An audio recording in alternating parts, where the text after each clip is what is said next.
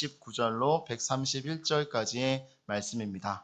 시편 119편 129절로 131절 말씀입니다. 우리 한 목소리로 합독하도록 하겠습니다.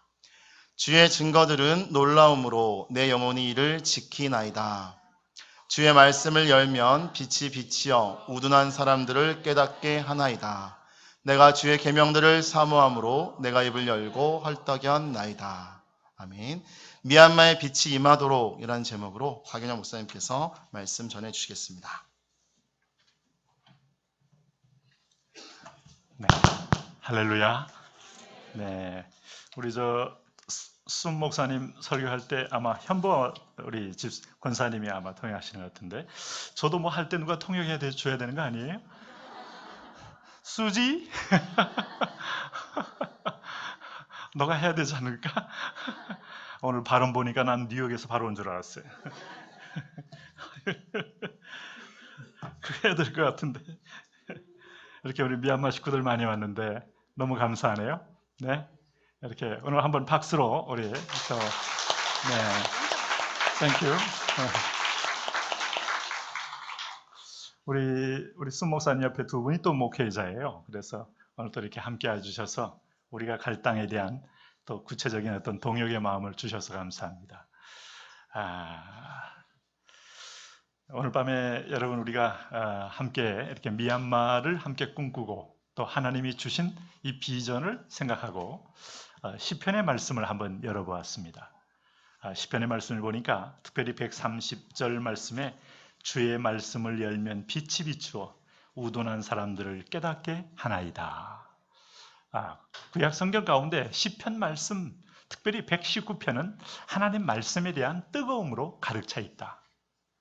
정말 가장 긴 그런 절이 있는, 무려 여러분 이걸 보시면은 176절까지 있어요. 119편. 히브리어 알파벳을 따라서 끊임없이 하나님의 말씀에 대한 찬미, 찬양, 이 인류에게 있어서 가장 위대한 어떤 길이 있다면 주의 말씀은 내 발의 등이요 내 길의 빛이다.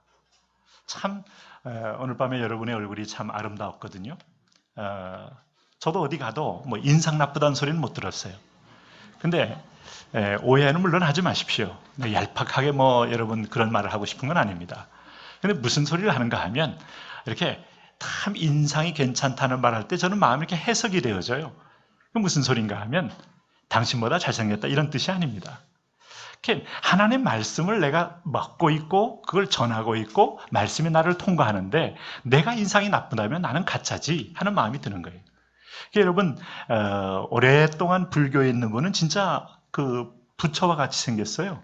이렇게 보살처럼 생겼고 특별히 또 정말 그 표정까지도 닮아가는 걸 보게 되는데 그리스도를 본받아 그리스도의 말씀이 육신이 되어 우리 가운데 거하신 것, 시편 전체를 통해서 구약 전체를 통해서 그리스도라는 이름은 한 번도 등장하지는 않지만 오직 예수로 가득 차 있는 메시지. 그래서 이 말씀을 여는 순간에 예수님을 만나는 거고 예수님을 만나는 순간에 인생의 진정한 동반자여 마지막 구원주를 만나게 되는 것이죠. 여러분 미얀마 인구가 한 5,500만 된다 그래요. 그 중에서 요즘 최근에 우리 선교사님의 보고에 의하면은 불교도들이 그렇게 아주 압력을 많이 넣는다는 거예요.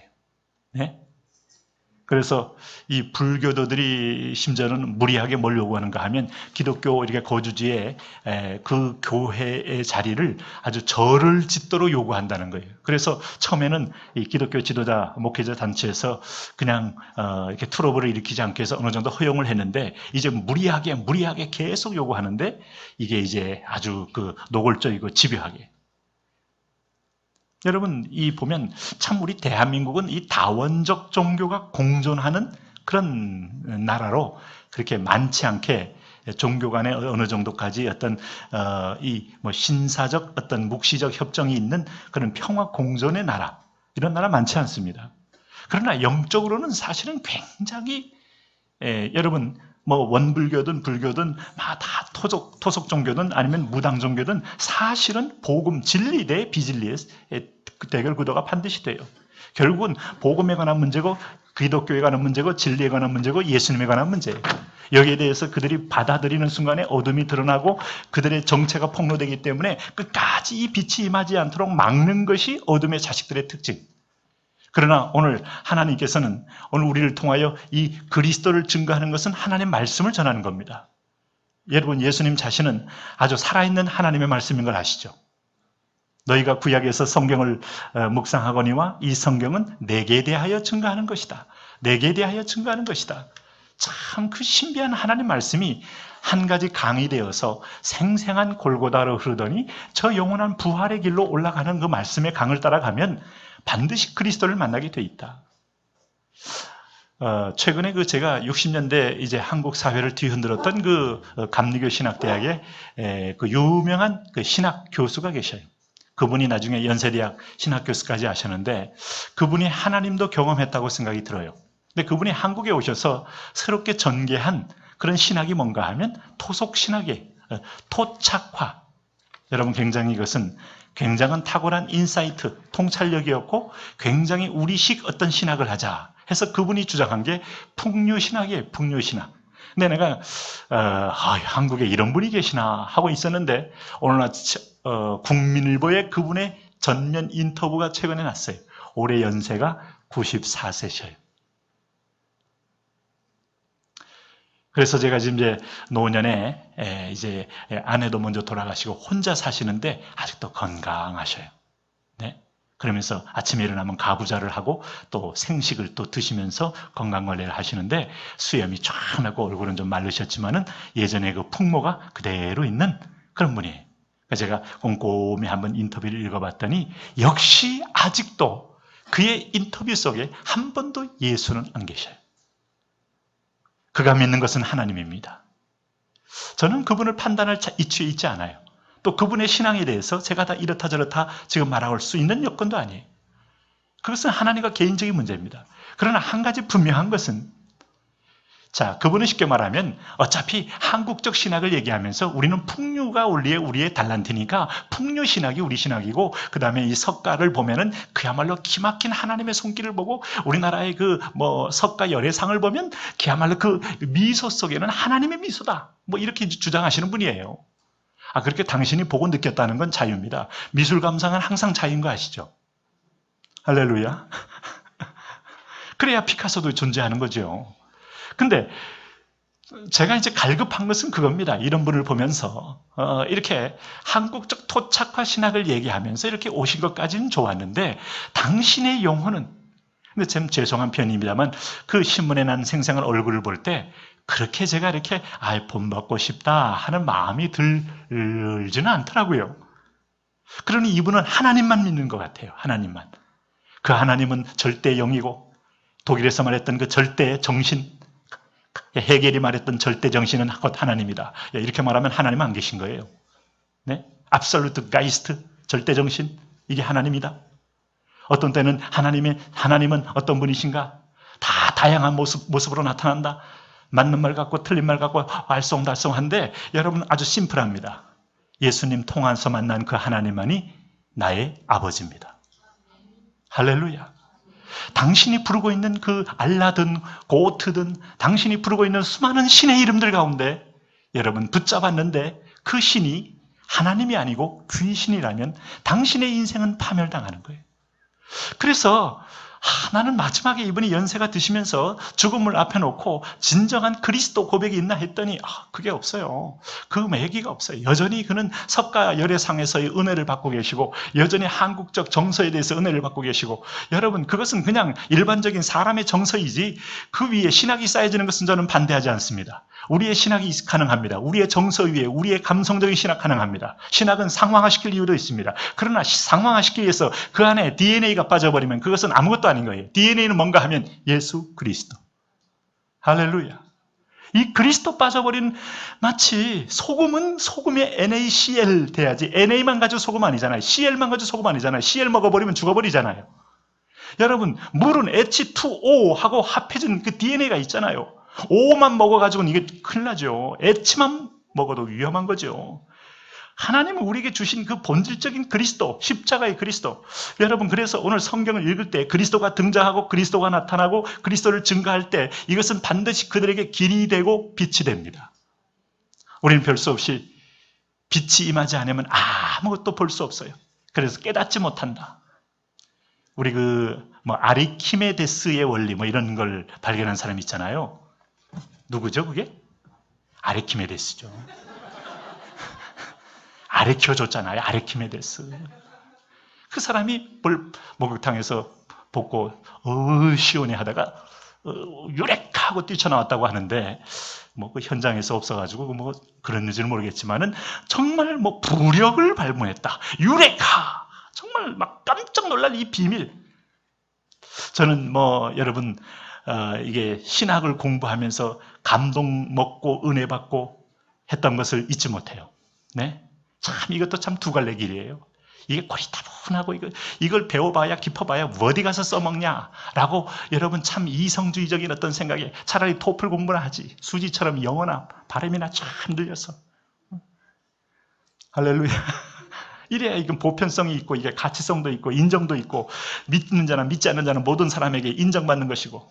대한민국에 여러분 동시통역사 하시는 그 자매 유엔 우리나라 올림픽 유치할 때 그거 했잖아요. 멋지더라고요. 네, 야 아름답다는 생각이 들어요. 근데 이게 성경 속에서 파고 있는 게 이게 보편성도 없고 정말 지극히 개인적이고 주관적이고 그리고 하는데 이게 무슨 재미가 있느냐? 진짜 재미있어 미치겠어요. 네, 유레카 정말 밤을 새면서 여러분. 그리고 그 말이 하나하나 연결되어서 이게 그야말로 말라기를 지나서 신약에 이르러서 그리스도를 연결시키고 그리스도를 연결시켜서 나중에 계시록을 연결시켜서 저 보좌까지 쭉 연결되는 말씀의 줄을 발견되어지는 순간에 아직도 부족한 건 많이 있지만은 그걸 제 나름대로 발견하는 순간에 너무너무 희열에 찬 고백. 이 보화를 누가 알까? 이 보화를 누가 알까? 엘도라도는요 모든 사람에게 오픈된 게 아닙니다. 엘도라도라는 이 서부 영화가 있었어요. 혹시 아세요? 아세요? 그걸 언제 봤어요? 근데 그 엘도라도를 가는데 말을 타고 며칠을 가요. 계속 가요. 서부에 어딘지 모르게 계속 가는데 그걸 가다 보면 지천에 황금이 있어요? 절대 그렇잖아요. 계곡이 말도 겨우 들어갈 수 없는 그 마지막 계곡을 통과하여 들어가고 나면 그 사막에 사막이 아니고 뭐죠? 광야에 쫙 절벽 같은데 팍 빛나요. 그게 금이에요, 금. 엘도라도. 그런 데가 있었으면 좋겠죠. 근데 다 맞거든. 내가 그때 아주 인상 깊게 중학교 때 그 보면서 기억했던 것은 그때 서로 간에 총질하다 죽고 그 다음에 폭파하면서 지진이 난지 하여튼 폭발을 했는지 그냥 결국은 말 타고 다 누구도 쥐지 않고 도망 나오는 거예요. 그리고 무너지는데 착한 사람은 도망 나오는데도 불구하고 악한 자들이 다 말 뒤에 주머니에 넣었던 그걸 그냥 급해서 탔는데 그게 자기게 되더라고. 항상 착한 사람은 뭘 해도 금이 따라와. 영화의 주제. 할렐루야. 와, 근데 그게 어쩌면 여러분 영혼의 엘도라도. 정말 30리 바깥에서 갈급할 때마다 냄새가 막 나는 거. 참으로 말씀을 듣고 싶습니다. 참으로 기도를 하고 싶습니다. 예수님 우리에게 기도를 가르쳐 주십시오. 당신이 하는 기도는 어떻게 그렇게 하늘이 열리고 하늘에 임재가 있고 하늘의 평화 땅에는 하늘의 영광 땅에는 평화와 같은 소통이 있나이까. 당신이 보고 있는 말씀 속에는 어떤 건 통찰력이 있고 이런 깊이와 넓이와 그리고 여기에 구한한 보화가 있나이까. 나도 이 말씀으로 마지막까지 파고 파다가 천국의 영원한 그 하나님의 이 보호자에 충만한 데 이르기를 원합니다. 이게 여러분 오늘 사슴이 시냇물을 찾기에 갈급한 같이 이 말씀이 우리는 여러분 오늘 그리스도라는 한 말씀을 소개하는 순간에 다시 85%에 한 90%에 믿지 않는 이 미얀마 사람들에게 빛이 임하게 되고 눈이 열리게 되고 길이 열리게 되고 하나님의 소망의 빛일 줄로 믿습니다. 이번에 좀 여러분 기대보다 좀 적은 분들이 신청하셨어요. 그래서 좀 아쉬워요. 근데 또 한쪽으로 막 기대감이 올라가는 거 있죠. 야, 하나님이 또 이 특수대원들을 통해 어떻게 은혜를 주시려고, 어떻게, 제 속에는 여러분, 절망이라는 건 없습니다. 좀 약간 좀 실망은 있어요. 그러나 절망은 아니에요. 그런데 실망이 조금 넘다 보면 하나님에 대한 막 기대가 커져요. 왜? 하나님이 원하시잖아요. 오늘 좀 보니까 날씨가 좀 덥죠? 미안하십니다.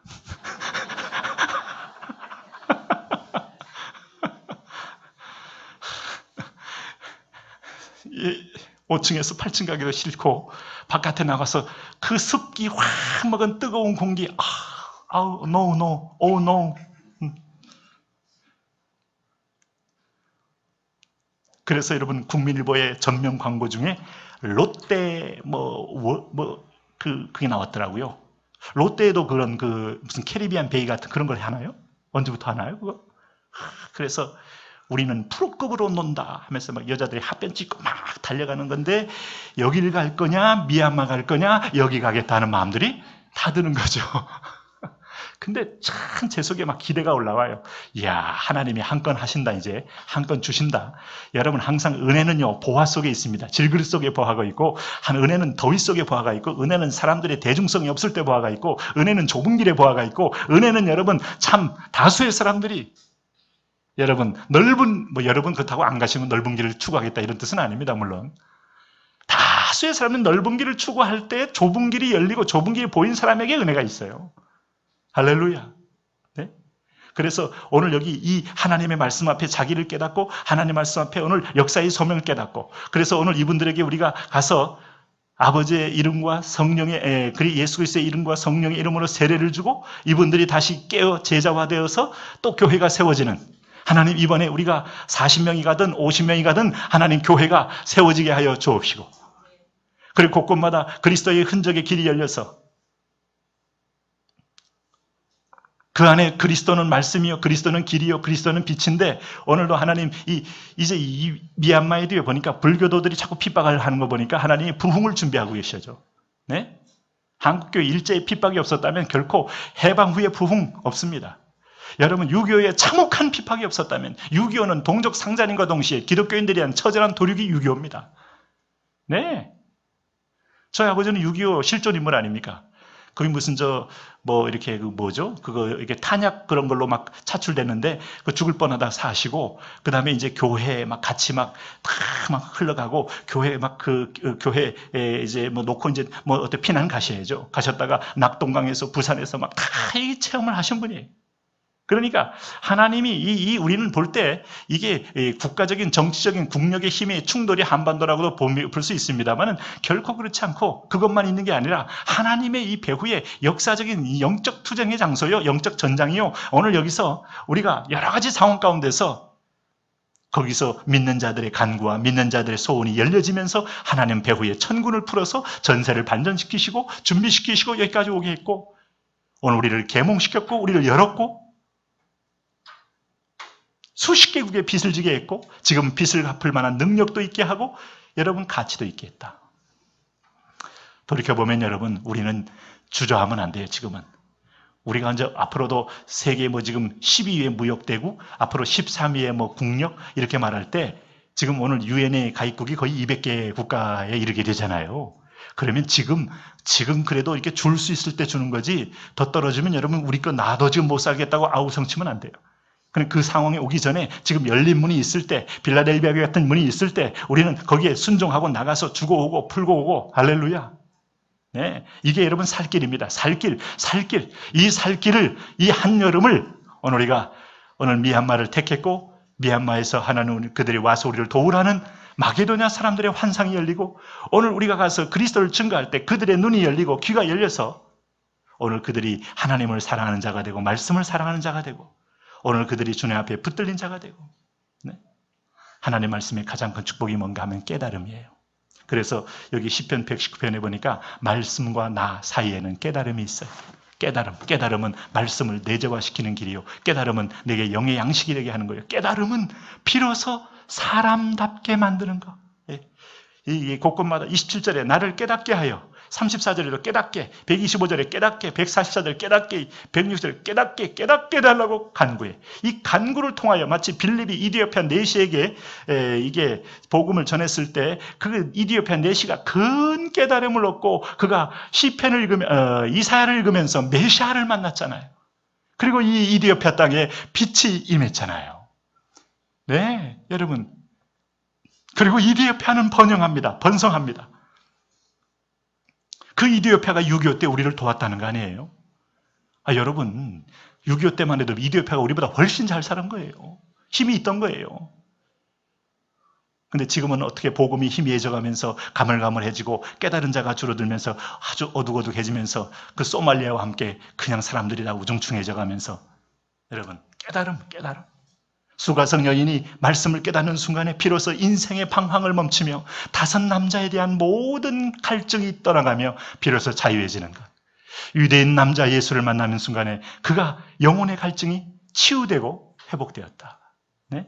엠마오로 가던 2 제자가 이제는 예수가 죽었으니 우리의 소망도 죽었고 우리의 꿈도 죽었다 하는 순간에 부활한 주님이 그에게 말씀을 풀어줄 때 내가 말하지 않았느냐, 내가 예언하지 않았느냐, 나는 그 예언과 말씀대로 살아 너에게 지금 있지 않느냐. 가슴이 뜨거워지며 하나님의 예언이 성취될 것을 확실하게 믿으며 그들은 다시 유턴하여 예루살렘으로 와서 순교의 길을 가게 되었다. 깨달음.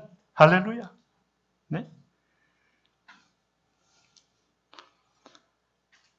오늘 여러분 하나님 앞에 구하시고 기도하시고 이번에 여러분께서 이 축복과 깨달음에 물질로 참여하시든 기도로 중보하시든 현장에 참여하시든 하나님이 깨달음의 축복이 이어서 우리 가정에 그 은혜가 흐르게 하시고 깨달을 수 있도록 하나님이 메시아도 보내고 구원주도 보내고 선지자도 보내고 다 보냈지만은 깨달을 만한 마땅한 자격이 있음에도 깨닫지 못하면 그게 그렇잖아요. 이게 이사야서가 말한 거 아닙니까? 네? 소는 그 임자를 알고 나귀는 주인의 구유를 알지만은 내 백성 이스라엘은 알지 못하고 나의 백성 깨닫지 못하는도다.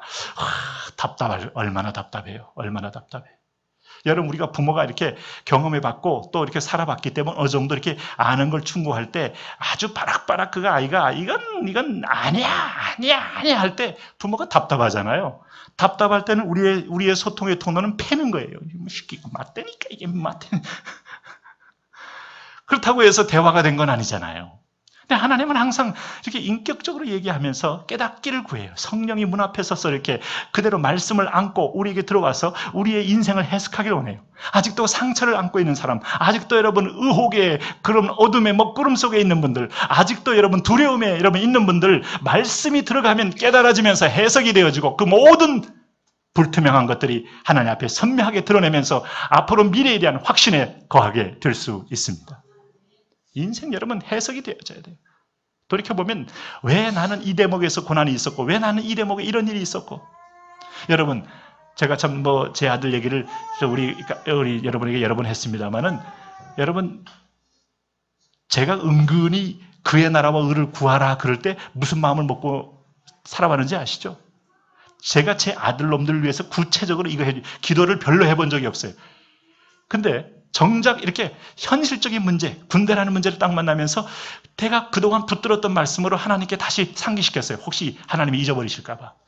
지금 내 상태를 보고 혹시 하나님이 또 이렇게 그때 옛날에 꿈꿨던 기도를 다 잊어버릴까봐 먼저 그의 나라와 의를 구하라. 그리하면 이 모든 걸 더하여 주시리라고 You say to me. 그랬더니 하나님이 한 걸음 한 걸음 인도하시는 거예요. 1년 넘게 바로 군대 가서 그리고 그런 정보도 들었고 나이도 들었기 때문에 근데 그 어렵다는 회사에 취직 결정됐는데 군대 때문에 안 되는 건 이건 뭐고 그의 나라와 의를 구하라 이 모든 걸 도와시는데 그래서 이건 한 번 실수는 병가의 상사 하나님이 2번째 뭔가 확실하게 보여주시겠지. 그래서 금방 군대가 기가 막힌 카투샤라든가 이렇게 좀 딱 꿈꾸는 게 있잖아요. 애가 좀 들고생하고 이렇게 편안하게 좀 장군 별 4개짜리 이거 운전하면서 장군님 어디 가실 수 혼자 놀고 있는 그런 삶. 근데 여러분 뭐예요? 거의 1년 넘게 군대 다 콜링 안 하다가 드디어 나이가 한 25 넘게 들어가가지고 이번에 이제 2번째, 하나 3번째, 하나님 이제 3번째는 제가 이제 다른 건 아니고 얘가 훈련에 이제 이런 약점이니까 약한 건 도와주시겠죠 했더니 그 화생방에서 찢어진 그거 하나만 우리 애들만 딱 끼고 있어가지고 남보다 좀 1.5배를 더 마시게. 원래 이거 다 끼다가 벗어 할 때 이게 쫙 풀어야 되거든요. 근데 얘는 아예 끼자마자 그냥 들어온 거예요. 천식 알은 놀라운 하나님의 은혜. 그럼 이걸 은혜라고 말할 수 있느냐 지금 은혜라고 계속 은근히 나는 그거 자녀들은 걱정 안 할 테니까 알아서 하십시오 하는 마음으로 나는 선교하고 전도합니다 하고 내가 선포하고 다닌 마음이 있는데 구체적인 기도는 안 했지만 하나님이 하시는 방법은 너무 아니에요. 너무. 그런데 역시 이거라도 버텨냈으니까 역시 자대 배치에서 하나님 뭔가를 보여줄 것이다. 할렐루야. 그 자대 배치를 제가 요 대목은 알았거든요. 이렇게 조사해서 정갈부대만큼만은 빼고 주님 어디 가서 공부도 하며 제 돌이켜 나이도 있으니까 준비할 수 있는 그런 데를 주님 했더니 전갈부대로. 할렐루야. 왜 아멘 없어요? 너무 이제 들어서 이제 아멘이 안 되는 거예요? 세상에 이 비가 오는데도 무박 2일로 훈련하는 부대 2일밖에 없어요. 이야, 대한민국 얘네들 빼버리면 누가 나 지킵니까? 이야. 그럼 하나님은 과연 신실하시고 하나님은 과연 선하시고 그리고 제대도 2월이 아니고 2월 같으니까 2월에 하거든요. 내년 2월에. 그럼 이걸 1월쯤 하면 학교를 복학할 수 있어요. 2월에 하니까 타이밍이 안 맞아요. 그럼 거의 또 한 학기를 쉬어야. 와, 모든 것이 하나님 은혜라 하는데 얼굴이 펴지지 않는 은혜. 과연 하나님은. 근데 여러분 제 마음이 힘들지 않아요. 애가 힘들지. 왜냐하면 적응하고 있잖아요. 그리고 나름대로 거기서 너무너무 인정을 받아서 하사관 하라고 자꾸 회유를 하고 있잖아요. 진로가 어떻게 바뀔지 어떻게 합니까? 아버지 돈 없으니까 한 6개월 하사관하고 돈 400만 원 벌어가지고 나온 아들이 될지는 모르겠지만은 어차피 내려놓을 거. 한 가지 방법론에서 내려놓는 것뿐만 아니라 한 가지 모든 부분에서 내려놓을 거. 아유, 여러분 그 황장군이라는 분, 저랑 교제하는 분이요. 지금도 문자하면서 이제는 문자를 하면요. 내가 이렇게 무슨 놀림받는 느낌이에요. 자녀 아드님 잘 계시죠? 정말 목사 입에서 떨어져서 좀 손 좀 써 주십시오라고 하고 싶었을 때는 이분이 하는데, 야, 하나님이 인도하시는 거죠. 하나님이 인도하는 거. 하나님이 인도하는 거. 근데 중요한 것은, 여러분, 중요한 것은 애가 건강하잖아요, 마음이. 죽을 상을 쓰는 게 또 아니고, 죽지 못해 하는 건 아니고, 중간에 황정군이, 야, 좀 이렇게 저희가 이렇게 자대 배치를 변경해서 할 수 있는데, 얘가 딱 그런 말 하게. 지금 가면 내 후임들이 다 실망한다. 나 여기 있어야 된다. 또 이거 분위기 안 맞는 사명감을 또 발휘하는 거예요. 지금. 그래서 이제 어차피 이제 이 고잉을 하는 건데, 아직 인생 결론도 아니고, 물론 여러분, 제가 자꾸 이렇게 너무 속물 같은 얘기를 많이 해서 죄송하긴 합니다만은, 그래도 한쪽으로 마음이 뿌듯한 게, 그래도 내가 원래 노블리스 오블리제, 노블리스는 아닙니다. 제가 귀족은 아니라고요. 그렇게 하지 못하는 가운데 억지로라도 하나님이 목사들을 인민군복 입혀가지고 그것도 정체성도 없어요. 언론에도 잘 안 나와요. 인민군 입혀가지고 김동무, 박동무 이러고 있어요. 이렇게 가서 이제 북한군처럼 향할 짓이니까 얘네들은 공비인지 이게 대한민국 그 육군인지 헷갈릴 만큼 하는데 그래도 제일 최전방에서 뛰어들어 전쟁의 위기 때 뛰어들 수 있는 자리로 주었다는 것은 한 부분에서 이게 자부심이 있고 감사가 있어요. 그래도 너와 내가 아니면 누가 지키랴? 할렐루야. 지금 나 동정하는 거 아니죠? 이용석 지사님이 처음에 딱 정갈부대 배치받았다니까 목사님 기도가 좀 부족하신 것 같아요.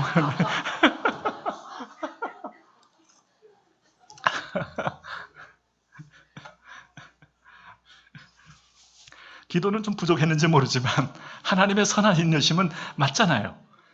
야, 그래서 이게 후임당들 상담병으로 케어링하고 이게 지금 여러분 이게 요즘은 이제 쐈다 그러면 무조건 만점입니다. 40발 쏘면 40발이 정중앙에 다 들어가요.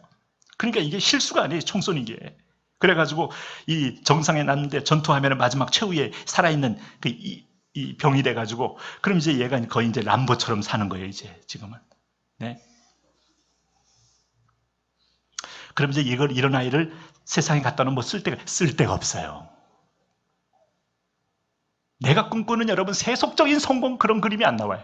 이걸 어디다 써먹어요. 여기서 그림 그리는 것도 아니고 손은 이제 막 투박할 때 투박해져가지고 이 그림 그리려면 막 픽픽 나가는데 뭘 그렸는지도 모르는 사람이 돼버렸는데 그런데 중요한 건 마음이 기쁨이 있다는 거예요. 할렐루야. 애가 좋은 데 있는데 별로 마음이 찝찝하면 여러분 그거 왠지 모르게 뭔가 우리는 통하잖아요. 네? 하나님한테 과연 기쁜 일일까 하는 마음이 없잖아요. 저는 안쉬움이 있고 안타까움이 있지만 마음에 이 평안이 있고 조금 그래도 우리 아들놈이 그래도 위기 때 국가를 지킬 수 있는 자리에 있다는 것 자체가 또 나는 위로보다는 감사가 되고 네? 그러면서 왠지 모르게 하나님 내가 모든 걸 누리는 그런 입장이 아니고 약간 아쉽고 한 것 그런 것들로 인하여 하나님의 은혜를 여기서 내가 느낄 수 있으니 이거 감사한 것 같습니다.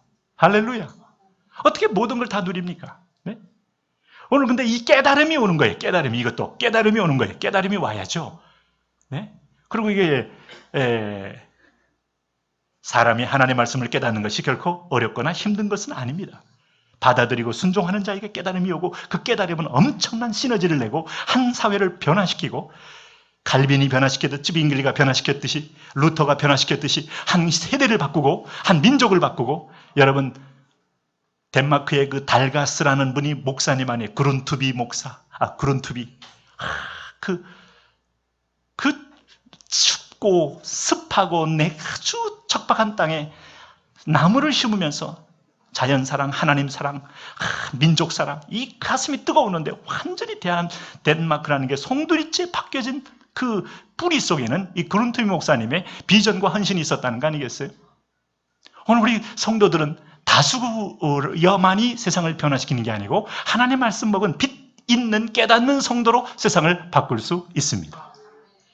저는 이번에 하나님 미얀마에 오늘 그런 역사가 일어나기를 그리스도 이름으로 선포합니다.